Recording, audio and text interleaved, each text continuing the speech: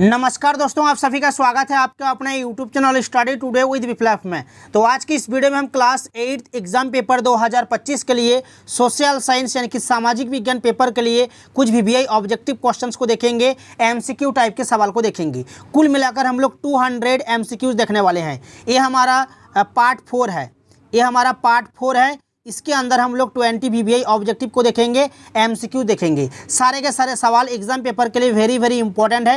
यही सवाल आपको एग्जाम पेपर 2025 में देखने को मिलेगा। इसलिए सभी से रिक्वेस्ट है, वीडियो को कंप्लीट देखिए, वीडियो को लाइक कीजिए और सभी दोस्तों में भी शेयर कीजिए। तो चलिए आज की इस वीडियो को स्टार्ट करते हैं। और इससे पहले पार्ट 1, पार्ट 2 और पार्ट 3 तीनों वीडियोस के लिंक आपको इस वीडियो के डिस्क्रिप्शन में मिल जाएगा। ठीक है, तीनों वीडियोस के लिंक आपको वीडियो के डिस्क्रिप्शन में मिल जाएगा। एक एक करके देख लीजिएगा, ये चौथा पार्ट है। तो चलिए आज की इस वीडियो को स्टार्ट करते हैं। पहला सवाल है कि अलग अलग समय पर होने वाले परिवर्तनों के संबंध को कौन बताता है? अलग अलग समय पर होने वाले परिवर्तनों के संबंध में कौन बताता है? समाजशास्त्र, नागरिक शास्त्र, भूगोल या इतिहास? तो इस क्वेश्चन का सही आंसर हो जाएगा इतिहास हो जाएगा। अलग अलग समय पर होने वाले परिवर्तनों के संबंध में कौन बताता है? इतिहास बताता है। ऑप्शन नंबर डी आपका सही आंसर होगा। नेक्स्ट सवाल है कि भारतीय राष्ट्रीय संग्रहालय कहाँ बनाया गया है? भारतीय राष्ट्रीय संग्रहालय कहाँ बनाया गया है? लखनऊ के अंदर, नई दिल्ली के अंदर, कोलकाता या इनमें से कोई नहीं? तो इस क्वेश्चन का सही आंसर कौन सा होगा? भारतीय राष्ट्रीय संग्रहालय जो है नई दिल्ली में बनाया गया है। ठीक है, नई दिल्ली आपका सही आंसर हो जाएगा, ऑप्शन नंबर बी। नेक्स्ट सवाल की ओर चलते हैं। प्रश्न संख्या 3 कि पहली चाय कंपनी किस नाम से जानी जाती है? देखिए, भारत में पहला चाय बागान 1835 ईस्वी में असम में लगाया गया था। ठीक है, असम में। तो असम चाय कंपनी पहली चाय कंपनी थी। तो ऑप्शन नंबर सी आपका सही आंसर हो जाएगा, असम चाय कंपनी। पहली चाय कंपनी किस नाम से जानी जाती है? असम चाय कंपनी। नेक्स्ट सवाल है कि पहली बार दिल्ली के सिंहासन पर बैठने वाली महिला कौन थी? ऑप्शन में है इंदिरा गांधी, रजिया सुल्तान, महारानी एलिजाबेथ। ऑप्शन डी में है रानी लक्ष्मीबाई। तो इस क्वेश्चन का सही आंसर कौन सा होगा? पहली बार दिल्ली के सिंहासन पर बैठने वाली महिला कौन थी? रजिया सुल्तान। ठीक है, रजिया सुल्तान आपका सही आंसर हो जाएगा, ऑप्शन नंबर बी। नेक्स्ट सवाल है प्रश्न संख्या 4। प्रश्न संख्या 5 कि लद्दाख में पाया गया यूरेनियम, लद्दाख में पाया गया यूरेनियम उदाहरण है वास्तविक संसाधन का, संभाव्य संसाधन का, नवीकरणीय या सर्वव्यापक?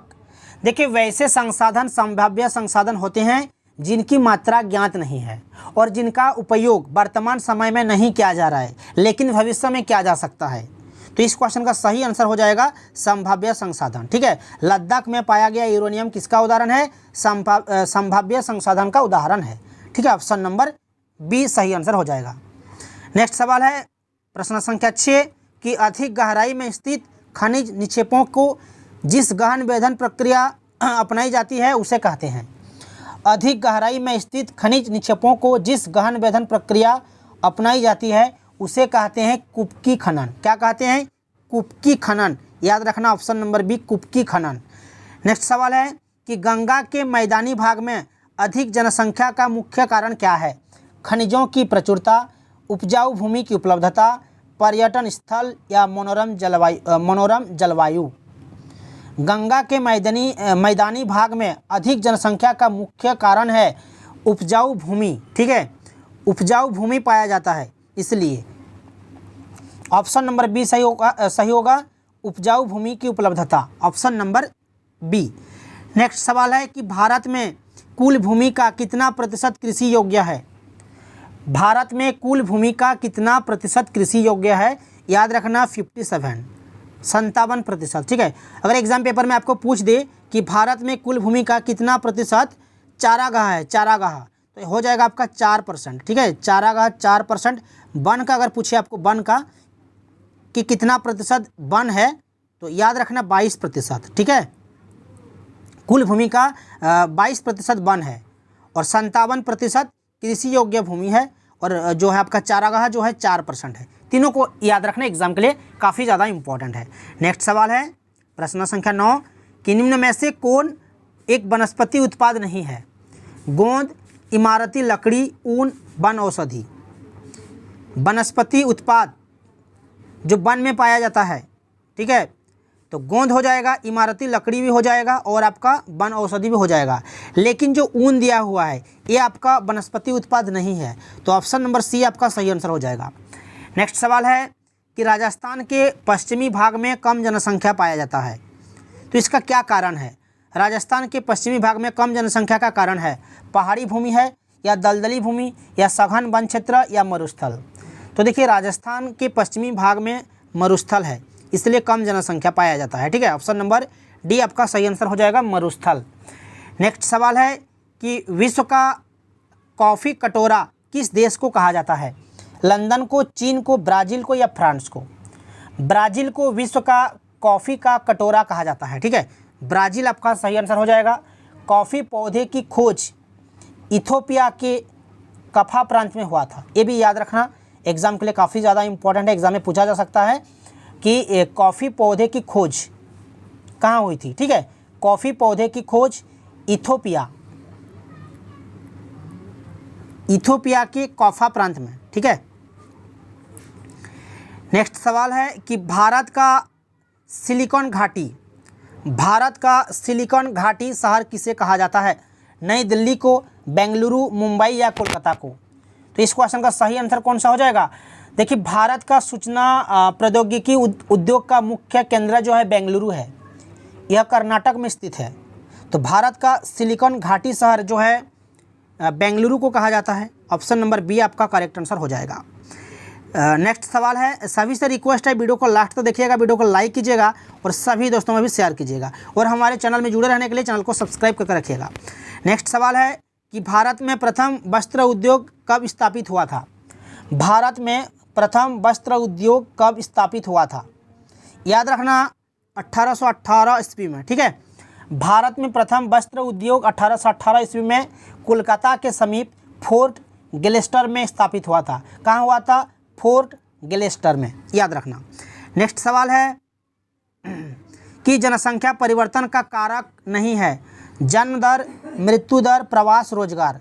देखिए जन्म दर, मृत्यु दर और प्रवास, इन तीनों के कारण जो है जनसंख्या में परिवर्तन आता है, तो इस क्वेश्चन का सही आंसर हो जाएगा रोजगार, ठीक है। ऑप्शन नंबर डी आपका सही आंसर हो जाएगा। नेक्स्ट सवाल है कि स्वतंत्र भारत का संविधान कब लागू हुआ था? स्वतंत्र भारत का संविधान कब लागू हुआ था? याद रखना 26 जनवरी 1950 को, ठीक है, यहाँ पर 26 होगा, ठीक है, 26 जनवरी 1950 को। ऑप्शन नंबर ए आपका सही आंसर हो जाएगा। 26 जनवरी 1950 को संविधान लागू हुआ था, ठीक है, ऑप्शन नंबर ए आपका करेक्ट आंसर हो जाएगा। नेक्स्ट सवाल है कि संविधान के निर्माण में कितना समय लगा था? संविधान के निर्माण में कितना समय लगा था? 2 वर्ष 11 माह 18 दिन, ठीक है, 2 वर्ष 11 माह 18 दिन का समय लगा था। ऑप्शन नंबर ए आपका सही आंसर हो जाएगा। नेक्स्ट सवाल की ओर चलते हैं। नेक्स्ट सवाल है हमारा कि भारत का राष्ट्रीय चिन्ह क्या है? भारत का राष्ट्रीय चिन्ह क्या है? तिरंगा, लाल किला, अशोक स्तंभ, या इंडिया गेट? तो इनमें से सही आंसर हो जाएगा ऑप्शन नंबर सी हो जाएगा, अशोक स्तंभ। सभी से रिक्वेस्ट है वीडियो को लाइक कीजिएगा और सभी दोस्तों में भी शेयर कीजिएगा, ठीक है। नेक्स्ट सवाल है हमारा कि भारत के प्रथम गृह मंत्री कौन थे? सरदार वल्लभ भाई पटेल, लाल बहादुर शास्त्री, या श्रीमती इंदिरा गांधी, या इनमें से कोई नहीं? भारत के प्रथम गृह मंत्री कौन थे? याद रखना सरदार वल्लभ भाई पटेल, ठीक है, लौह पुरुष सरदार वल्लभ भाई पटेल भारत के प्रथम गृह मंत्री थे। तो ऑप्शन नंबर ए आपका करेक्ट आंसर हो जाएगा। नेक्स्ट सवाल है हमारा कि आदिवासी कौन लोग हैं? पूर्वज, मूल निवासी, ग्रामीण नागरिक, या इनमें से कोई नहीं?